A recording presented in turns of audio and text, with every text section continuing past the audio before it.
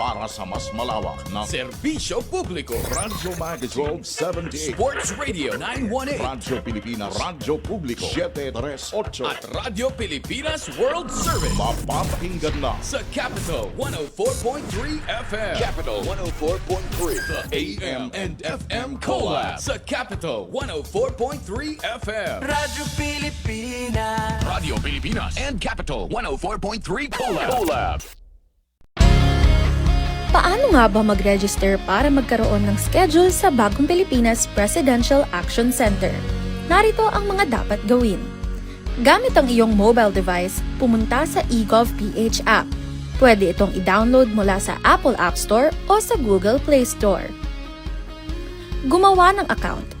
Ilagay ang email address, valid mobile number, pagkatapos ay makakatanggap ka ng one-time code sa iyong email. Gamitin ang code sa eGov app para sa verification ng iyong account at ng mga impormasyong ibinigay. Congratulations! Meron ka ng eGov.ph app account. Pwede mo na ma-access ang iba't ibang serbisyo ng gobyerno kabilang ang mga serbisyo sa Bagong Pilipinas Presidential Action Center. Sa bawat ani may dahon, balat at mga hiblang nauuwi lang sa basura. Pero inutusan ni Pangulong Ferdinand Marcos Jr. ang Department of Science and Technology na gamitin ang siyensya para gawing kabuhayan ang basurang agrikultural. Nagsaliksik ang DOST para maging sinulid ang mga hibla at maging telang maipagmamalaki ng mga Pilipino. Ang utos sa pamamagitan ng paggamit ng mga dati-rati ay tinuturing na agricultural waste, palaguin ang industriya ng tela, yung telang Pinoy. Last week, dumayo ang Pangulo sa Vintar, Ilocos Norte. Nasaksihan niya ang DOST training ng mga magsasaka sa pag-extract ng mga hibla. Rice farmer sa vegetable farmer po ako, pero nung nagkaroon kami ng benepisyo galing sa DOST po ay nagiging bamboo fiber extractor. Pati bamboo? Ininspeksyon din niya ang DOST Yarn Production Center kung saan ginagawang sinulid ang mga hibla. May dagdag kita ang mga magsasaka at mga hobby. Pati mga may kapansanan, nakakahabi. Dati-rati sa bahay lang siya. Ngayon, kumikita na siya at nakakapagbigay siya ng pera sa kanyang magulang. Nung natutunan ko po yung paggawa, sino nagturo sa? nag-training po kami sa DOST. Sa DOST rin. Hindi lamang tela ang nakita ng Pangulo, kundi mga buhay na nabago at industriya ng telang muling naibangon. Dati, kahit yung raw material, ini-import natin hindi naman dapat kayang-kaya naman natin gawin. Kaya maganda na naitayo na natin itong mga processing center na ganito para dito na natin kinukuha lahat. Ito yung mga traditional namin na design. We're very happy na mabubuhay ulit ang industriyang ito. Sa buong bansa, tuloy-tuloy ang trabaho. Isa-isang inaayos sa mga bagay na magpapagaan sa buhay ng mga Pilipino. Mula basura, naging produkto. Mula siyensya, naging kabuhayan. Bit-bit ang mga bagong oportunidad sa mga Pilipino.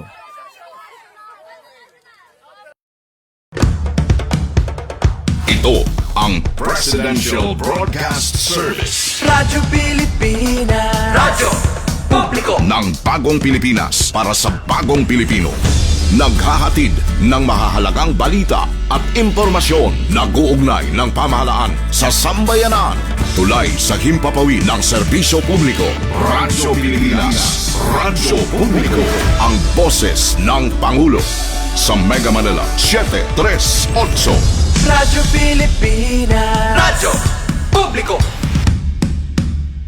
Para sa buong Pilipinas, 5 minuto makalipas ang 3:00 ng hapon.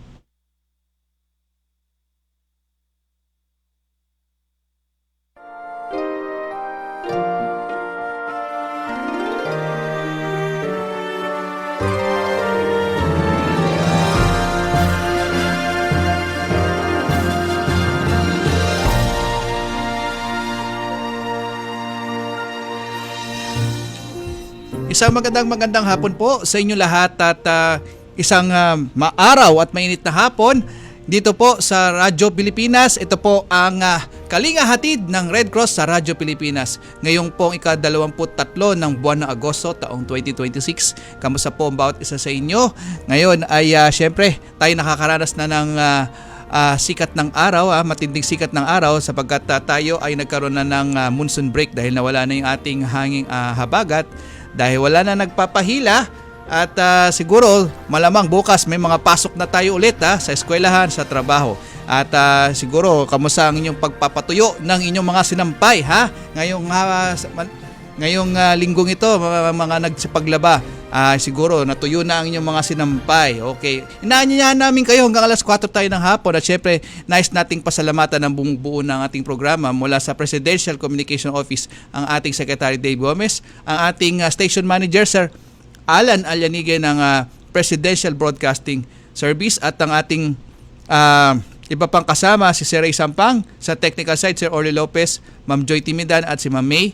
At syempre sa Philippine Red Cross ang ating Chairman CEO Richard J. Gordon kasama ng iba pang Board of Governors natin at ng ating Secretary General Dr. Gwen Pang at ng mga administrators natin. Mahigit 100 chapters tayo nationwide kasama ng kanilang mga Board of Directors, Red Cross 143 at Red Cross Youth. Okay, napaka-special ng ating talakayan ngayon. Magpipicture tayo ng isang delegate ng mula International Federation of Red Cross. At syempre, kasama natin ang ating I'm sure kasama natin ng dalawang board ngayon si Gob J, nandyan ba? Wala pa? Okay. Si Gob Cora, Alma de Leon, magandang hapon po, ma'am. Yes, magandang hapon. As usual, pag linggo meron tayong programang Kalinga, Hatid ng Red Cross. At ako'y natutuwa na ang pag-uusapan ay volunteering at the Philippine Red Cross. At ang panauhin natin na nandito na kanina pa, si Miss Lela, Berdzuli, International Federation of Red Cross and Red Crescent Societies, Philippine Delegation Search, PMER, Planning, Monitoring, Evaluation, Reporting for Saranggani Earthquake Operations. So nandito na siya kanina pa.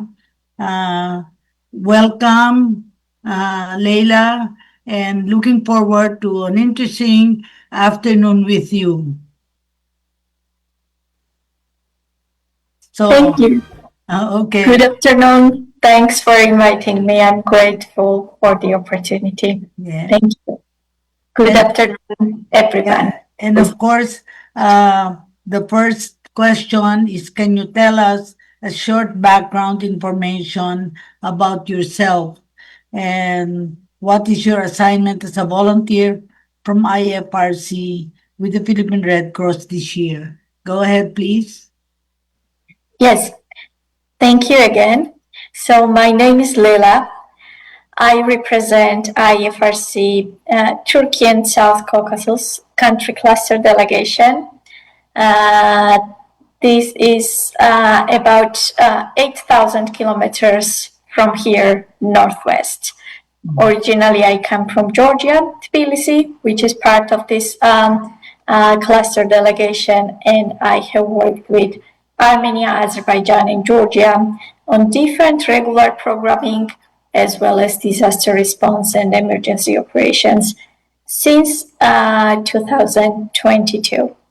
I've been supporting the planning, monitoring, reporting, and evaluation profile for the time of me being as part of the Red Cross member. And here I come to give some extra hands to IFRC country office in Manila and Philippines Red Cross within the Saranggani TREF operation. Thank you. Have you visited Saranggani earthquake operations? No, not yet. Because you just arrived. Yes, I arrived a few weeks ago, but we had not had a chance to plan for the field visit yet.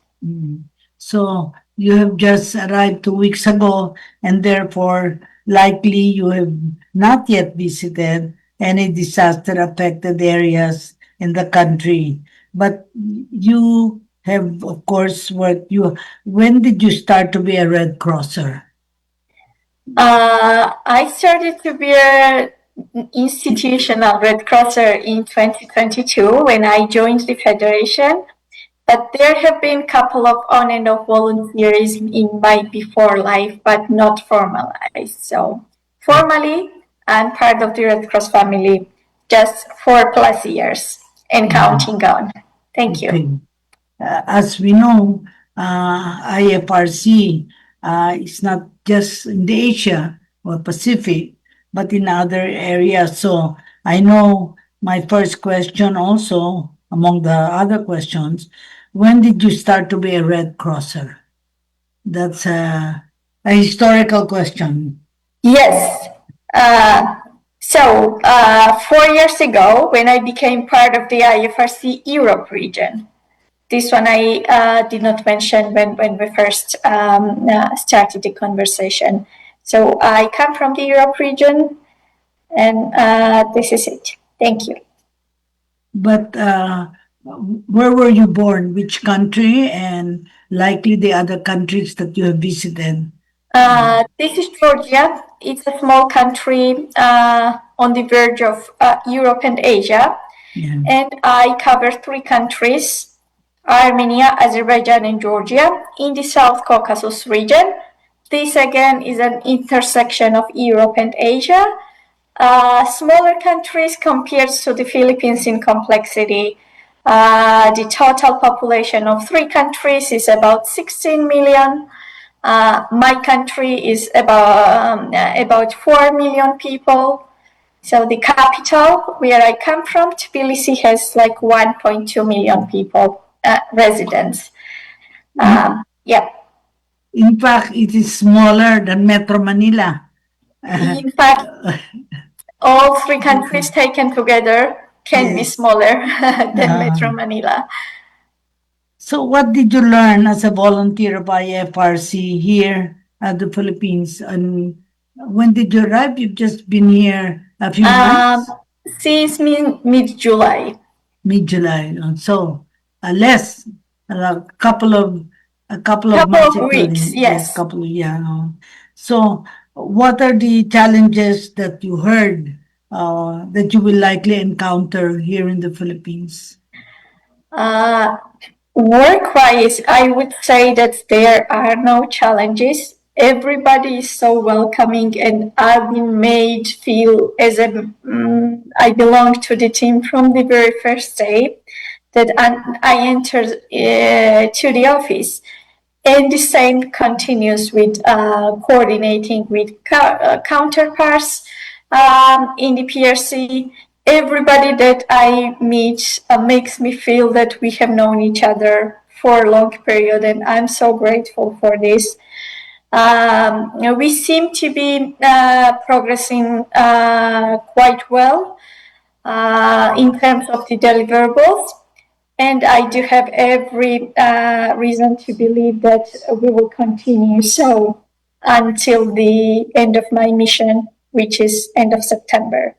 So I would not say that I have come across any difficulties because people have been so supportive, so responsive, so responsible. I'm inspired to see people work, and I'm very inspired to see Philippines Red Cross doing these very, very complex operations, number of them, not just once, dealing with several emergencies at once and disaster responses.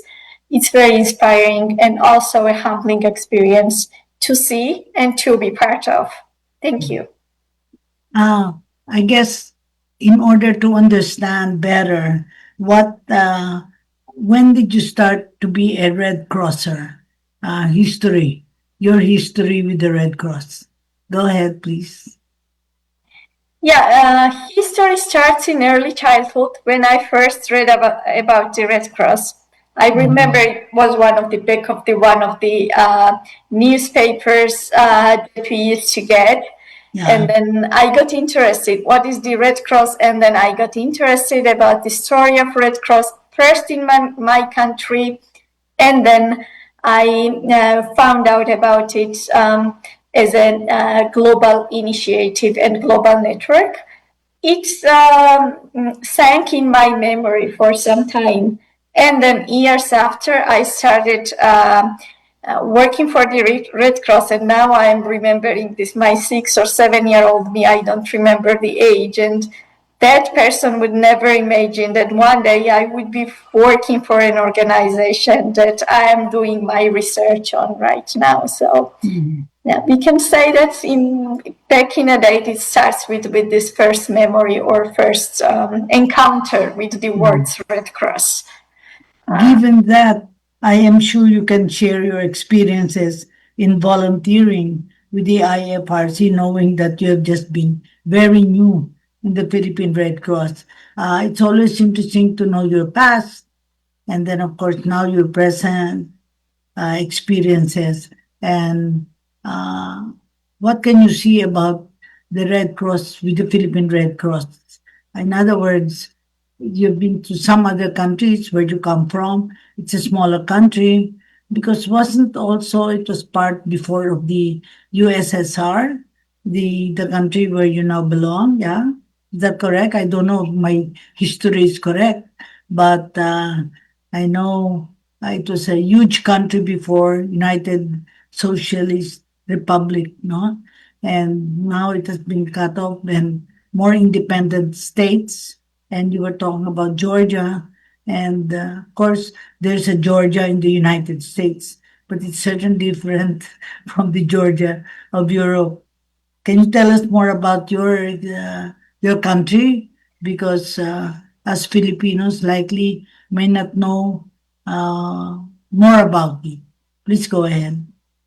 Yes, thank you so much. Your recollection of history and geography is indeed very correct.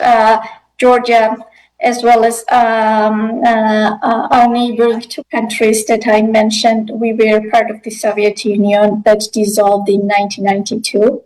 So since then, we are rebuilding our lives as independent states, countries, not the states. State Georgia is part of the United States, but that's a state, so it's a country of Georgia, and then we have another state of Georgia, and they often get mixed up, especially considering that the country is quite smaller scale. But we are well known, of course, in the immediate neighborhood. We do share a lot of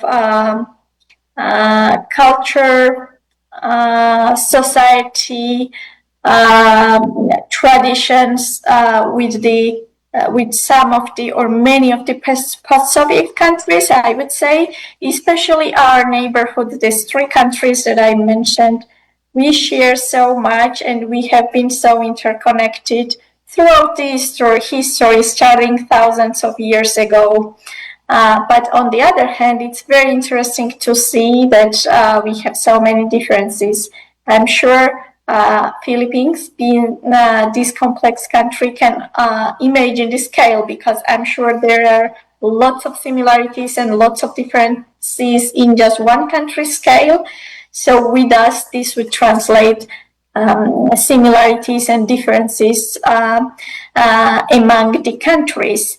One very interesting thing that I come to appreciate as I get to see other parts of the world is that because historically we have been always at this crossroad of Europe and Asia, we could easily find a common ground with European cultures, Asian cultures. I see so many similarities in hospitality, for example, here, but I would have to say that I am amazed by the hospitality that I see here.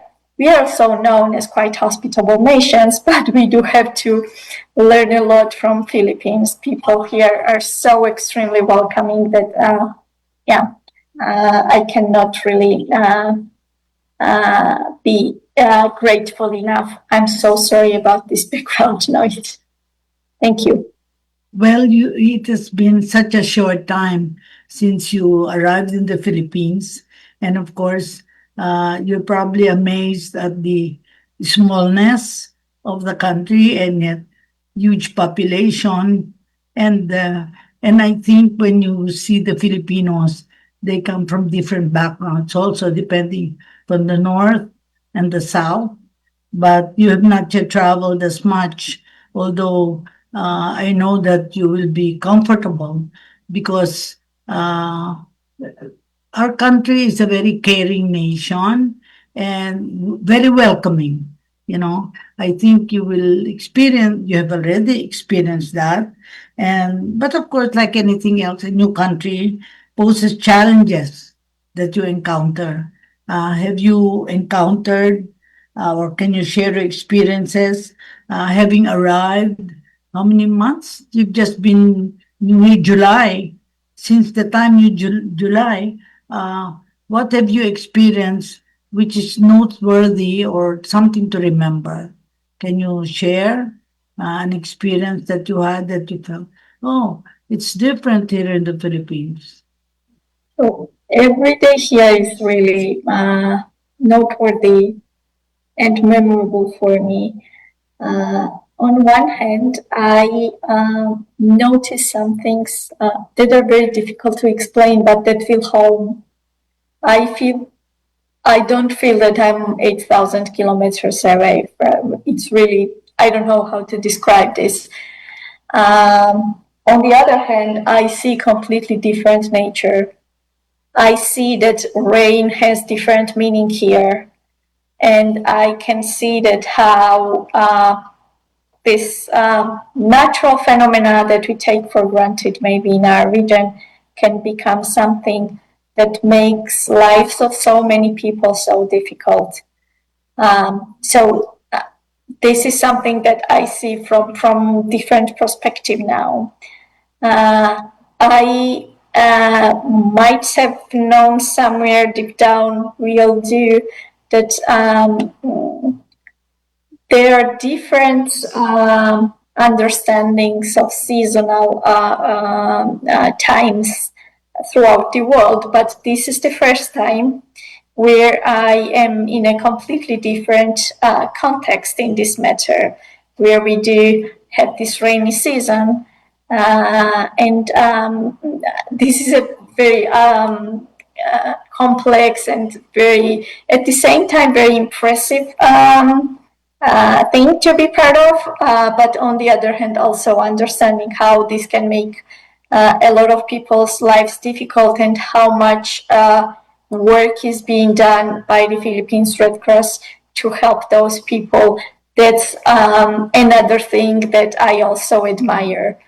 So very, very many things, and I probably struggle to single out something one. But at the same time, I feel very home. I feel very safe. On the other hand, I realize that I'm in a completely different world.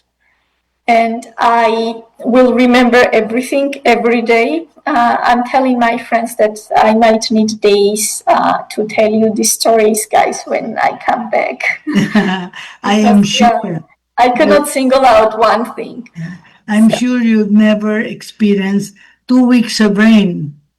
And therefore, you find, how can it be that in a country such as the Philippines, with so many thousands of islands, experience in different stages the kinds of rain and how the people have to weather the storms, so to speak. And that's when the Philippine Red Cross has to be more than active, because this is when people need help. And when people need help, there is Red Cross. In fact, we say always first, always ready, always there. We always say that because if we're not there, the people have limited resources, and this is where the Philippine Red Cross is able to help in every nook and country and cranny of the country. Now, of course, you have not yet traveled as much since July. Where have you been? What chapters have you visited, if any, since you arrived? No chapters yet. So to describe briefly my work and my the national headquarters. Yes, is related to supporting aligning or connecting Philippines Red Cross internal monitoring systems through the IFRC standardized one. So that sounds a bit a mundane task, but this is very necessary so that every national society's performance gets a proper credit. And because the IFRC is a network of 191 national societies, we need to have a standardized approach so that we don't leave out anyone. So mainly my work has been around this. My work has been around sharing the experiences and sharing the knowledge and plans with the counterpart from the National Society.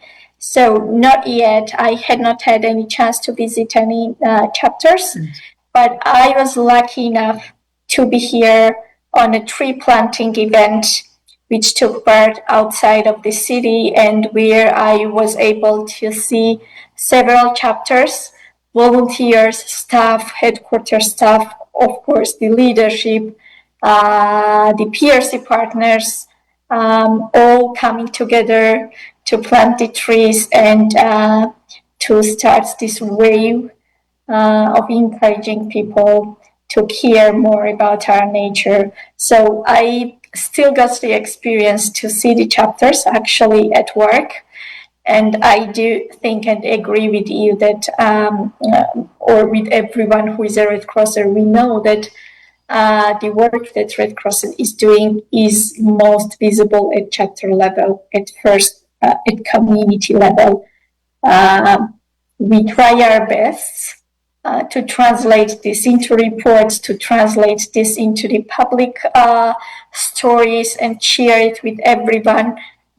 But still, the work that is done in the communities is so massive and it's so important. One only realizes it when we see it in action. Yeah. So this is my experience and opinions combined. Thank you. I expect that you will have amazing stories after you complete even the short space of time. And I know for a fact that you need to see parts of the Philippines that you will remember. But we in the radio program wants to remember you in terms of your own background. So we'll take a break and we will try to get to know who is Miss Lela Berdzuli.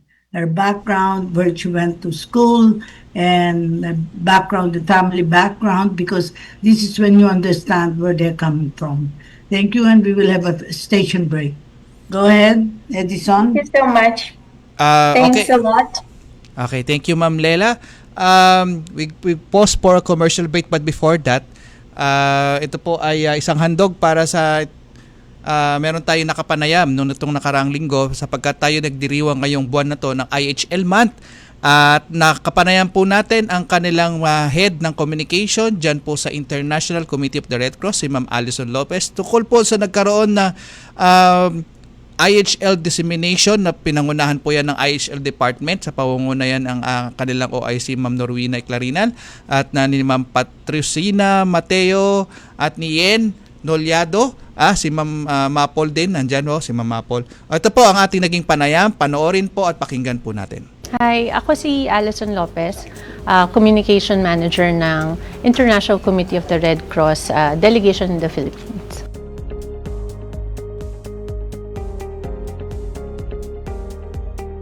Napakahalaga po na maging maayos ang understanding ng mga staff and volunteers ng Philippine Red Cross ukol sa IHL. It's really important for them because first, may mandate po ang Philippine Red Cross na mag-promote or disseminate ng international humanitarian law o yung otherwise tinatawag natin na law of armed conflict or laws of war.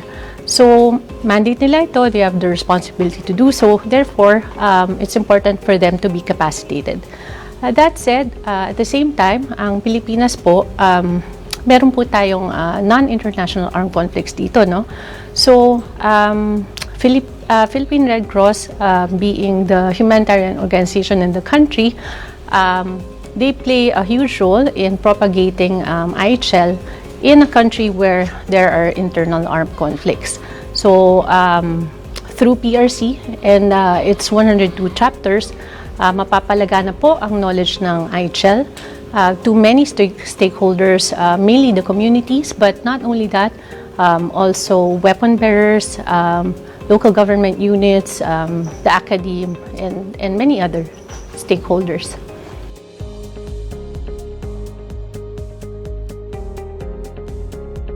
Ang training po kasi na ito, it's meant to build a pool of IHL disseminators within the Philippine Red Cross, no?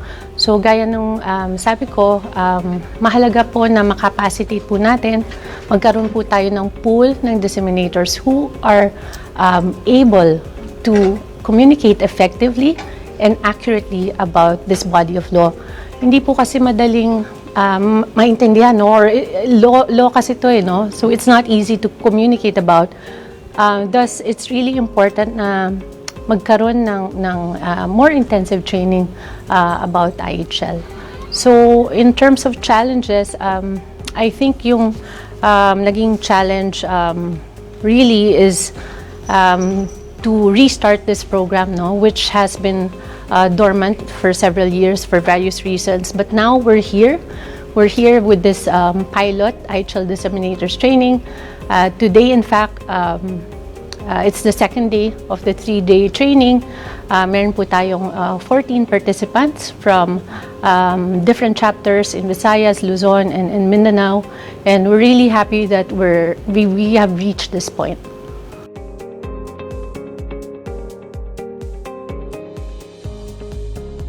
So it's a mix of lectures, no, but also a lot of drills, no. The drills are meant to really help the participants practice what they have learned, and also para masubukan nila yung kinreate o yung ginawa ng ICRC and PRC na toolkit na tinatawag. It helps standardize the messaging and presentation on IHL. So, yun po, nagmix po kami ng lectures and drills for 3 days.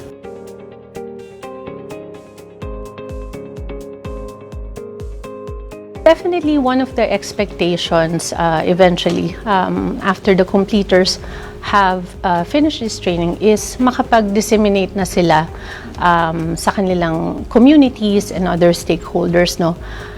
We understand na it's not gonna be easy, no. I mean, it doesn't just take one training and then alas, tapos na, they can already disseminate. It really needs sustained learning from the participants as well, and of course practice, no. So it comes both ways, learning and practice. They should be able to practice it, and at the same time dapat tuloy-tuloy yung pag-aaral, pag-adjust when it comes to dissemination of IHL.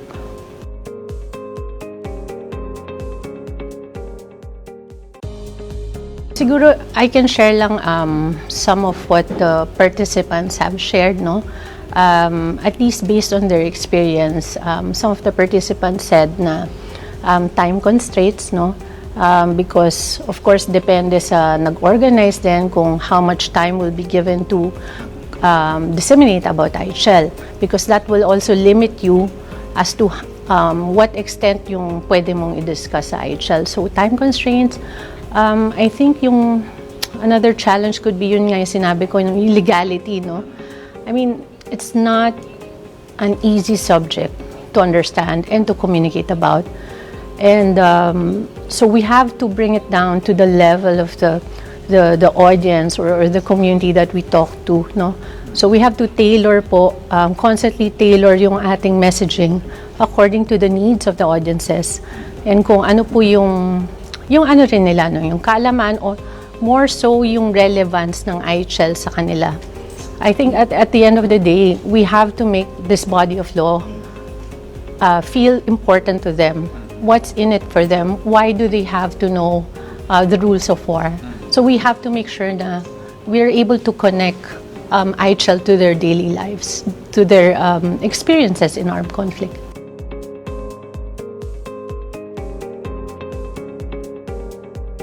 Ang International Committee of the Red Cross, no, yes, we try to address any misconceptions or misunderstandings about IHL through our constant communication at various levels. We engage different stakeholders as well.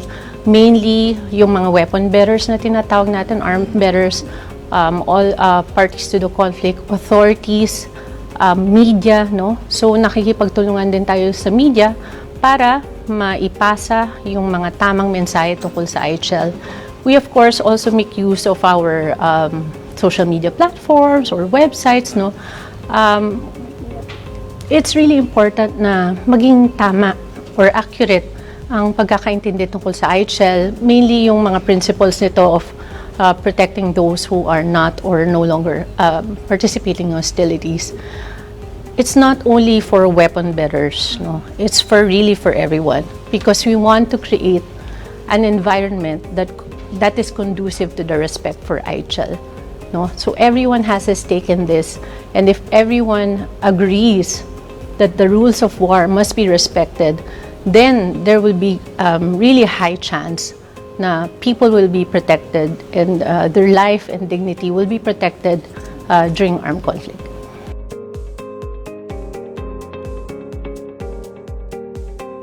Siguro what I would highlight really is the good collaboration. This is really a partnership between the International Committee of the Red Cross and the Philippine Red Cross. Katuwang talaga namin ang national society sa pag-promote, pag-disseminate ng IHL, and the national society, the Philippine Red Cross, is really key to propagating IHL to many more stakeholders, more than the ICRC can do. So napakalaga that we are at this point that we have managed to conduct this first IHL disseminators training, and we look forward to sustained partnership with the Philippine Red Cross.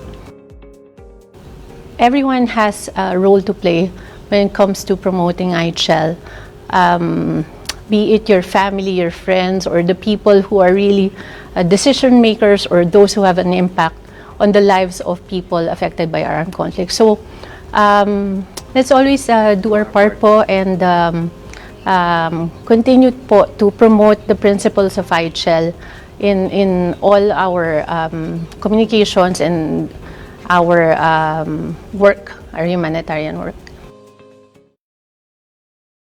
Hi, I'm Safeguard. It is so nice to meet you. I may look small, but when emergencies happen, I become very important. I fit in your wallet, but I can save you thousands.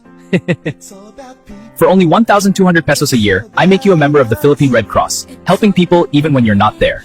Safeguard benefits include free ambulance service when emergency strikes, and also one free bag of blood because sometimes life depends on it. I've got your back. Accident benefits make sure you and your loved ones are safe, like having a superhero in your wallet. I may be small, but with me you carry protection, kindness, and courage. You're never alone when emergencies strike. Get your Safeguard today. Carry it with you, protect lives, empower families, and be a hero. Make a difference. Save a life.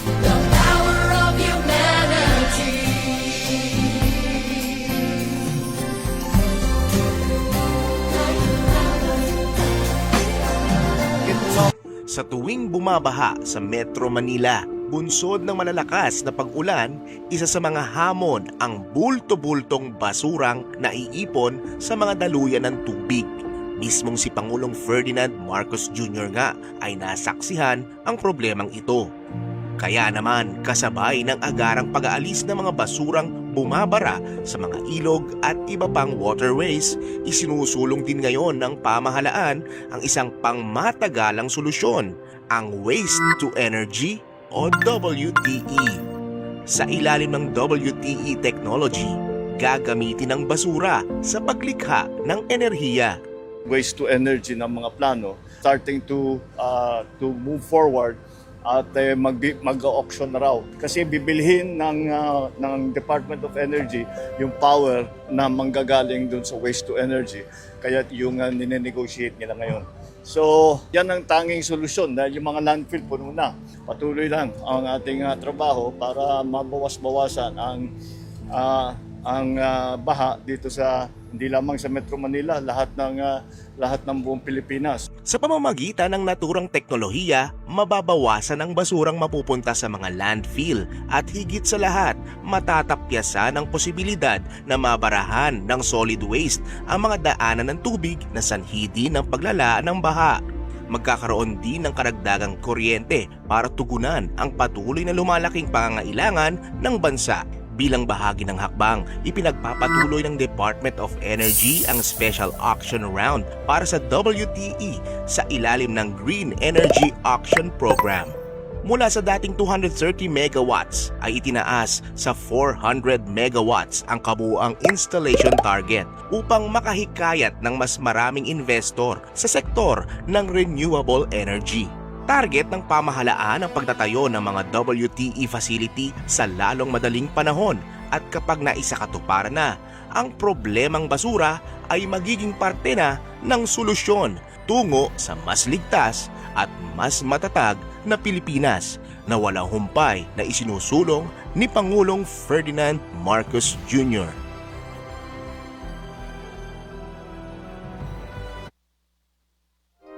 Okay, nagbabalik po tayo. Bago tayo magpatuloy, nais lang na po nating batiin ng happy birthday si Ma'am Dina De Leon. Happy birthday! At si Sir Orly Lopez.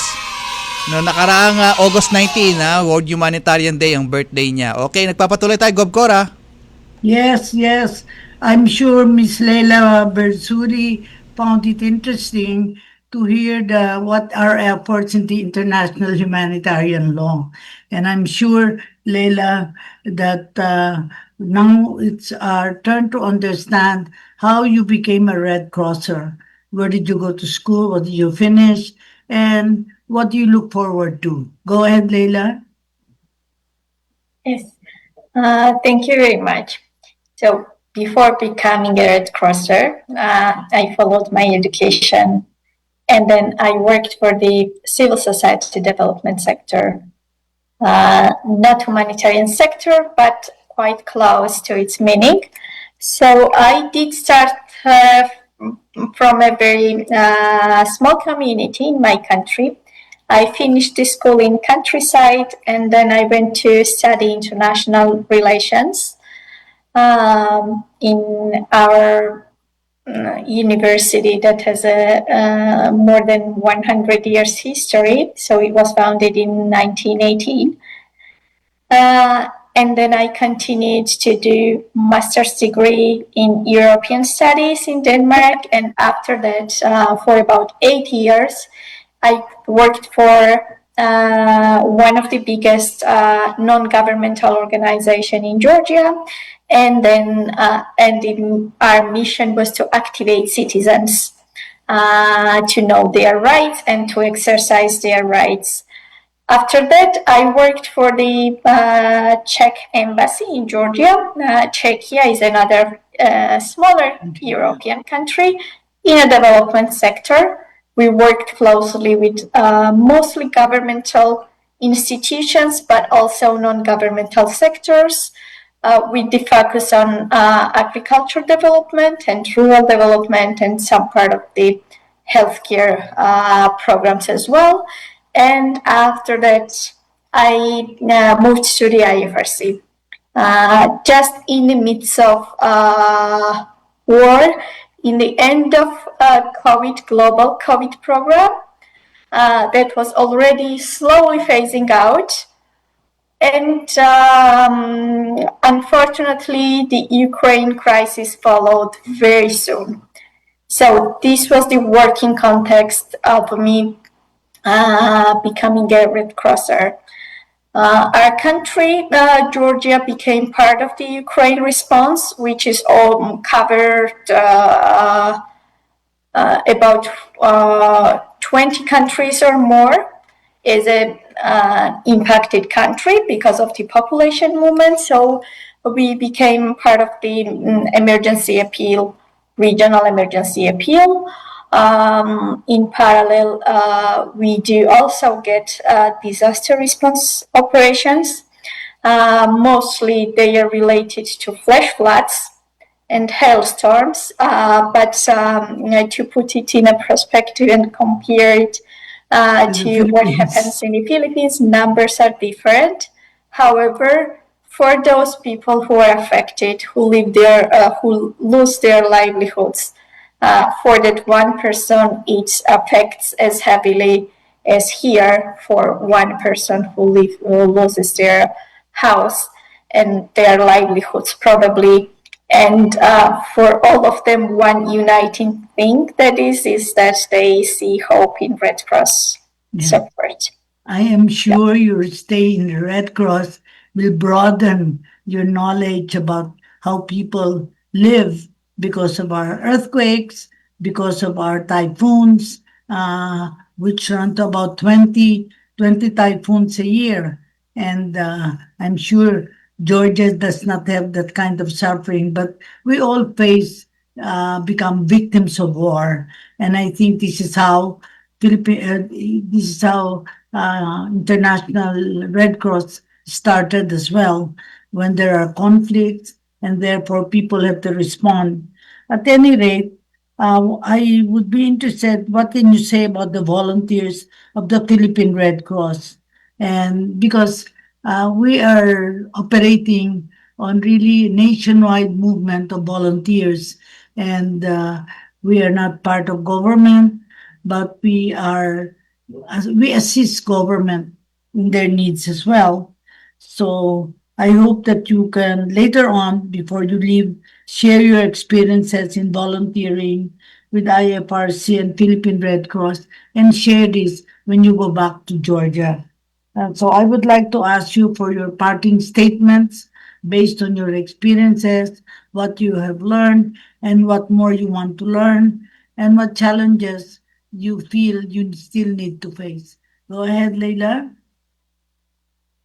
Yes, when it comes to the Philippines Red Cross volunteers, I have seen the impact that they make, and that impact is visible in the numbers of achievements that we see, even with the single Saranggani operations. I can already see how much has been done by volunteers, even in the first days. And the operation is now in its third month of implementation. Most of the first response activities are at a large extent almost completed. There are some that are remaining, so these are all done by the volunteers.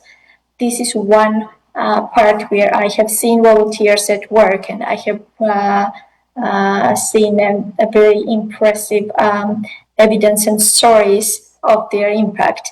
Another thing where I have seen the Philippines Red Cross work complexity is the most recent unified planning workshop that we had a few days ago, and I was part of it, part of the workshop a few days ago, and this is the time where every national society, together with its partners, federation-wide partners, and also movement partners, comes and discusses the national society achievements and next 3-year vision. So I did have a chance to see the complexity of work PRC, and I do know that this complexity comes from universal dedication of headquarters staff and volunteers, but also local chapters. And I did actually have a chance to have a conversation, working conversations as part of the work assignments within a few chapter representatives. I'm so sorry that I cannot remember the names yet, because it's too many names at once that I come across every day. And I can only say that I'm very impressed with what Philippines Red Cross does. Also, I would like to single out one of the things that I have come to learn about Philippines Red Cross, that it is one of the largest blood services provider in the country. So that is something that is very, very impressive again. And one more thing, which is more like soft part of the things and impact part of the things, I can see respect in people's eyes when I see them in those quiet moments when the PRC anthem is on. So even this gives a very comprehensive first impression how people feel as part of the Philippines Red Cross and how do they respect its missions and are part of those of that mission. So this is it from my side. Hope this responded to your question. If not, I'll try to. Well, thank you. The time is too short to enable us to understand, to hear everything that you have shared. And this will not be the only time you will be interviewed. We also want an ending interview before you leave so you can give us your parting words and share with us what you have learned and what the Philippine Red Cross needs to learn from you. It has been a wonderful afternoon, and I look forward to meeting you in person when I visit the national headquarters, because this has been a more than wonderful interview. Thank you very much, Lela, Berdzuli, International Federation of Red Cross and Red Crescent Societies, Philippine Delegation, Surge, PMER, Planning, Monitoring, Evaluation, Reporting for Saranggani Earthquake Operations. Yes. Thank you very, very much. Thank you very much, Ma'am Lela. Yes, Gob Cora, your final message po para sa ating program. Yeah. Thank you very much for watching this program. We will continue to bring the family of International Federation of the Red Cross and Red Crescent Societies in addition to the Philippine Red Cross chapters, because there is so much to learn from IFRC, ICRC, where we are rooted as well as a local organization. Thank you, one and all, very, very much. Okay, thank you very much, Gob Cora and Ma'am Lela Berdzuli. And we'd also like to give our special thanks to Ma'am Pilame Guevara and to their head, the brand new head of the delegation of the IFRC, Mr. Adesh Triparty. Okay, and yan na po ang ating programa. Okay, meron pala tayong isa pang balita bago tayo magpaalam. Tayo po ay kasalukuyang nagbibigay ng hot meals dyan po sa mga nasunugan sa Pasay nung isang araw, nung Biyernes po. Tayo nagbibigay sa 200 families ng hot meals. At dito patuloy po ang ating relief operation dyan sa may Pampanga, particular po sa Municipality of Bacolor, Tinajero Elementary School, 177. Nagbigay po tayo dyan ng mga relief. Ito po yung food box. Meron pong bigas, canned goods, noodles, at saka kape. At Municipality of Santo Tomas San Vicente Evacuation Center, 72 po families. At 39 families sa Santa Maria Minalin Elementary Evacuation Center. At sa San Isidro Evacuation Center, 42 families. Yan po ay sa Municipality of Minalin. Ayon po yan sa kanilang administrator na si Ma'am Rowena. Or si Ma'am Weng. Okay. At sa mga nais pong magbigay ng tulong sa Philippine Red Cross, ito po ipa-flash natin sa ating screen for those who want to give their donation to the Philippine Red Cross. Ito po yung mga paraan para mag-donate. Meron po tayong GCash, meron po tayong mga bank account, at syempre appeal. Hindi pa po tayo tapos kasi sabi po ng Pag-asa, meron pa po tayong 2 bagyo o isang bagyong darating itong linggong ito po daw super typhoon na siya daw na maghihila na naman ng habagat. Hopefully hindi siya sana kasing lakas ng 2 linggo mahigit 2 linggong nakalipas na patuloy na pag-ulan. Okay, yan na po ang ating programa, Kalinga Hatid ng Red Cross sa Radyo Pilipinas ngayon pong ika-23 ng buwan ng Agosto taong 2026. Ito po si Edison Enriquez at susunod na po ang pagbabalita hatid ni Sir Albert Sebastian. Kasunod po yan ang programa ni Vance Fernandez. Oras 5 minuto bago mag 4:00 ng hapon.